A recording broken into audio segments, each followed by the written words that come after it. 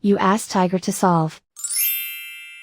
This deals with linear equations with one unknown. The final result is n equals 2. Let's solve it step by step. Simplify the expression. Find the greatest common factor of the numerator and denominator. Factor out and cancel the greatest common factor. Isolate the n. Multiply both sides by 4. Group like terms. Multiply the coefficients. Simplify the fraction. Multiply the fractions.